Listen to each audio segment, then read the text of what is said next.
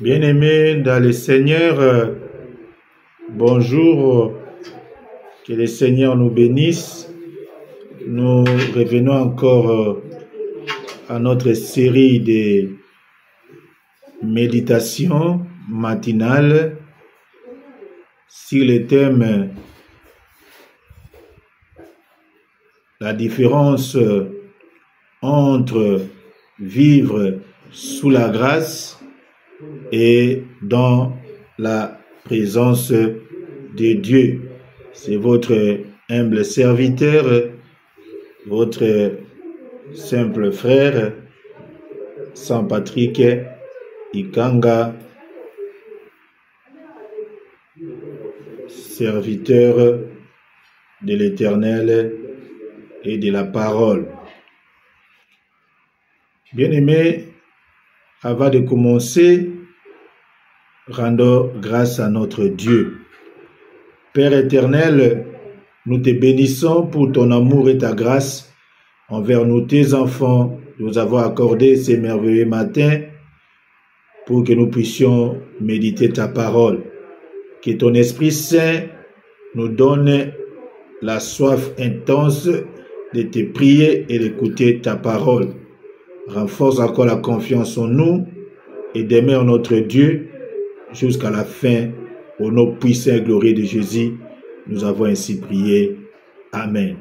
Bien-aimés, des bien-aimés dans le Seigneur, soyez bénis comme d'habitude.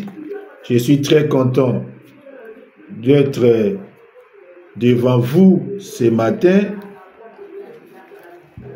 dans notre chaîne YouTube Méditation matinale, vivre, différence entre vivre dans la présence de Dieu et sous la grâce. Méditation matinale, Jésus-Christ est notre vrai amour, vivez dans sa présence. Nous avons aujourd'hui à lire, à méditer sur deux textes de la Bible. Le premier texte dans l'Ancien Testament et le second dans le Nouveau Testament. Le premier texte, c'est Proverbe chapitre 3 et nous prenons seulement le verset 5e. Le deuxième texte, nous allons lire dans le Nouveau Testament, Évangile selon Matthieu, chapitre 26, verset 46. Proverbe chapitre 3, verset 5, et dans le Nouveau Testament, Matthieu, chapitre 26, verset 40. Voici nos deux textes de méditation pour ce matin merveilleux que le Seigneur nous donne.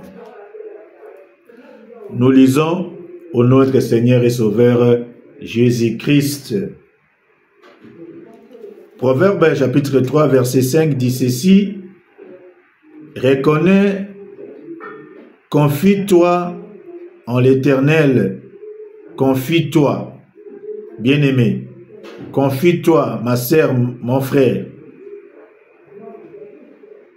en l'Éternel de tout ton cœur. Et ne t'appuie pas sur ta sagesse, car ta sagesse, elle peut aussi te lâcher un jour. Confie-toi en l'Éternel de tout ton cœur et ne t'appuie pas sur ta sagesse. Notre deuxième texte, Évangile selon Matthieu, chapitre 26, verset 40e, dit ceci: et il vint vers les disciples. C'est Jésus qui vient vers les disciples, qui trouva les disciples endormis, et il dit à Pierre, l'apôtre Pierre: vous n'avez donc pu veiller une heure avec moi. Vous n'avez pas donc pu prier, veiller une heure de prière avec moi. Une heure de prière avec moi. Une heure de veillée de prière avec moi. La parole du Seigneur. Comme nous l'avions annoncé l'autre fois, bien-aimés et bien-aimés dans le Père, nous avions dit il y a une grande différence entre vivre sous la grâce et vivre dans la présence de Dieu. Vivre sous la grâce, c'est pas mauvais, mais vivre dans la présence de Dieu, c'est beaucoup plus mieux parce que tu vivras une accélération surnaturelle des choses de Dieu. Et nous avons dit, il y a des principes bibliques pour demeurer dans la présence de Dieu. Et le premier principe que nous avions vu, c'était la foi. Et le deuxième principe, nous avions dit, c'était la confiance. Nous l'avons lu dans les Écritures, dans nos précédentes méditations. Et aujourd'hui, comme nous l'avions annoncé, nous allons développer pour savoir la confiance c'est quoi et comment cultiver ou développer cette confiance. Il y a aussi des principes, il y a des éléments qu'il nous faut pour développer notre confiance en Dieu. Bien-aimés, faire confiance en Dieu, c'est aussi croire à son amour et à son pouvoir. Oui, Dieu nous a manifesté son amour en envoyant son Fils unique, Jésus-Christ, et c'est un don et nous vivons cette grâce. Mais il ne suffit pas seulement de vivre sous la grâce de cette bénédiction, mais nous devons aussi expérimenter cette bénédiction parce que Dieu, il n'est pas seulement amour, mais il est aussi puissant. Il manifeste son puissance comme un prédicateur dit souvent, si ton Dieu est mort, essaye le mien. Si ton Dieu est mort, essaye le mien, parce que notre Dieu, c'est un Dieu de vivants et non un Dieu de morts. Bien-aimés, des bien-aimés dans le Père, beaucoup de croyants aujourd'hui, beaucoup de chrétiens aujourd'hui, croient en Dieu. Nous tous, nous croyons en Dieu, mais il arrive un moment dans nos vies, quand nous traversons des moments difficiles, parfois il nous semble aussi difficile de tout faire confiance en Dieu. Nous parlons ici de la confiance totale en Dieu. Croire seulement ne suffit pas, il faut aussi faire confiance en Dieu. Parce que quand nous prions, nous recommandons tout entre les mains du Seigneur.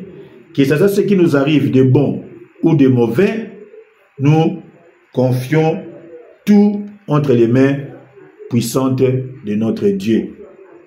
Et alors, face à la diversité, face à la réalité, nous devons aussi lui faire confiance parce que tout a été confié entre ses mains et il est fidèle.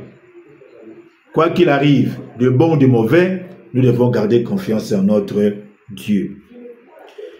Bien-aimés, nous avions dit la confiance en Dieu est une attitude de sérénité et de paix intérieure. Même lorsque les choses ne vont pas bien, nous devons garder cette attitude de sérénité et de paix intérieure devant les difficultés. Parce qu'aujourd'hui, les chrétiens veulent seulement que tout marche très bien. Oui, on ne refuse pas, mais nous devons savoir le bon ou le mauvais, tout est entre les mains du Seigneur, mais je souhaite que le meilleur vous arrive au nom puissant et glorieux de Jésus, parce que nous voulons demeurer dans sa présence. Bien-aimés, dans la vie chrétienne, la confiance,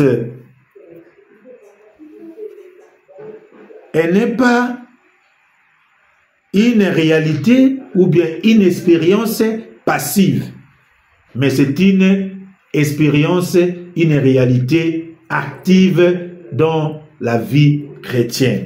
Nous devons les savoir. Revenons à nos deux textes. La confiance en Dieu nécessite d'être cultivée ou développée à travers ces trois éléments. Parce que notre thème de ce matin, comment cultiver ou développer ta confiance en Dieu, notre confiance en Dieu. Il y a trois éléments fondamentaux qui peuvent nous aider à développer notre confiance en Dieu. Le premier élément, c'est la prière. Le deuxième élément, c'est la méditation de la Bible, de la parole de Dieu. Et le dernier élément que nous avions retenu, c'est la mise en pratique de cette parole. Il ne suffit pas seulement de prier, mais de méditer aussi la parole. Pas seulement méditer la parole, mais de la mettre aussi en pratique. Si nous voulons voir la main de Dieu dans notre vie. Bien-aimés, la confiance en Dieu, si nous la développons avec ces trois éléments, nous permet de surmonter les défis et les épreuves tout en sachant que Dieu est présent pour nous soutenir quoi qu'il arrive. Que ce soit sur les plans physiques, matériels et spirituels. Dans tous les domaines de ta vie, quoi qu'il t'arrive, Dieu est présent, fais-lui confiance, il ne t'abandonnera jamais. La confiance, elle est comme ces petits enfants-là, montés dans un avion, il fait voyage avec son papa qui est le pilote de l'avion. Même si les gens ont peur à l'intérieur parce que l'avion connaît des secousses, mais cet enfant dira toujours, je confie parce que c'est mon papa qui est en train de conduire. Nous aussi devons être comme cet enfant parce que c'est Dieu qui conduit la vie de l'avion de notre vie, quelles que soient les secousses de la vie, et il nous abandonnera jamais. Ayez confiance en Dieu, et pour avoir cette confiance, nous devons la cultiver, et le premier élément, c'est la prière. Bien-aimés, vous allez me dire, la prière, c'est quoi? Et comment prier? Nous avons eu des textes. Le premier texte, nous devons nous confier en l'Éternel de tout notre cœur. Comme nous avons dit, la prière, ce n'est pas un acte qui se fait d'une manière passive, mais c'est tout un engagement envers notre Dieu. Nous devons savoir quoi, bien-aimés? Nous devons savoir ceci. La prière n'est pas seulement obligatoire, parce que on nous a dit quelque part dans la Bible, prier sans cesse. La prière n'est pas seulement un devoir ou bien une obligation, elle est plus qu'une obligation, parce que la prière, c'est un désir de cœur. Nous devons aimer la prière, nous devons désirer et vivre dans la prière, parce que c'est le seul moyen qui nous permet d'entrer en contact avec notre Dieu et de demeurer dans sa présence. Bien-aimés, Pour développer une confiance totale en Dieu, nous devons cultiver une relation d'intimité avec lui dans la prière de tout cœur. La prière doit être sincère. La prière doit être sincère. Toi qui pries Dieu, tu dois être sincère dans ton cœur. Aujourd'hui, nous prions, des jeûnes et prières, nous faisons tout, nous crions. C'est bien de crier, mais il faut aussi réparer ton cœur. Parce que quand tu pries, mais dans ton cœur, il n'y a pas de place pour le pardon. Il y a des gens que tu ne parles pas avec eux. Tu as fermé le cœur parce qu'il dit, ça saigne, ils m'ont blessé. Bien-aimé, tu dois pardonner, comme le Seigneur a dit dans la prière de notre Père, pardonne nos offenses, comme nous pardonnons aussi à ceux qui nous ont offensés. Toi qui ne pardonnes pas les autres, le Seigneur n'écoutera pas ta prière. La prière doit être sincère. Et tu dois bannir de ton cœur toutes les mauvaises choses. Bien-aimé, s'il y a des personnes, s'il y a des gens que tu n'arrives pas à pardonner, toi qui veux entrer en intimité avec Dieu, fais un effort de pardonner, d'avoir un cœur de pardon pour entrer en contact avec Dieu, pour que ta prière arrive et produise des effets. C'est le seul moyen où nous entrons en contact avec notre Dieu. Notre deuxième texte, là nous voyons dans Matthieu, Évangile selon Matthieu, chapitre 26, verset 40, le Seigneur à Gethsemane, avant sa mort, le Seigneur sentait déjà, sentant son heure arriver, il avait besoin de prier.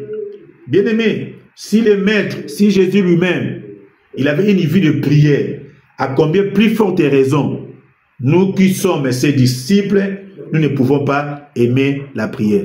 Ma sœur, mon frère, il y a des choses dans ta vie que tu peux réussir, que tu peux résoudre seulement par la prière.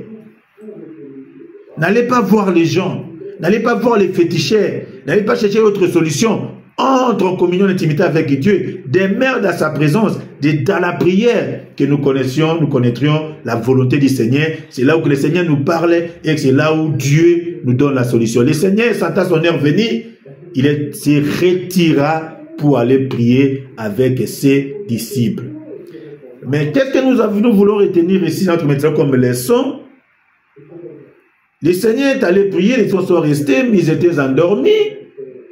Le Seigneur agonissant, il a senti un vide, il avait besoin d'accompagnement de la prière. Nous devons soutenir nos frères et sœurs dans la prière. Si tu es une femme, soutiens ton mari dans la prière. Si tu es un homme aussi, un mari, soutiens ton épouse dans la prière. Il n'y a que la prière dans notre vie des enfants de Dieu qui peut changer des situations difficiles en situation de solution. Parce que notre Dieu, il écoute la prière d'un cœur sincère. Sois sincère dans tes prières, bien-aimés. Ne prie pas comme des charlatans. Ne prie pas comme les gens qui sont ni loi, ni foi. Prie avec confiance, avec sincérité. Tu verras la main de Dieu dans ta vie. Toi qui es dépassé par des problèmes, toi qui es dépassé par des soucis, toi qui es dépassé, tu es arrivé à un stade où tu vois c'est fini. Entre encore dans sa présence. Demeure encore dans la prière. Le Seigneur a la solution à tous nos problèmes. Bien-aimés, ayez confiance en Dieu et demeurons dans la prière. Le Seigneur est venu, il a dit, vous n'avez pas pu prier une heure avec moi. Vous n'avez pas pu veiller une heure avec moi. Bien-aimés, si vous lisez la Bible, vous allez voir, c'est le seul verset où le Seigneur parle de la durée exacte d'une prière, d'un moment d'intimité avec Dieu. Une heure. C'est le chronomètre du Seigneur, du Maître lui-même. La prière doit durer 1 heure. Parce que la prière, c'est un acte d'amour, de dévotion, de désir. Un moment intense d'amour entre les chrétiens et son Dieu, entre l'homme et son Dieu. Nous devons aimer ces moments de prière.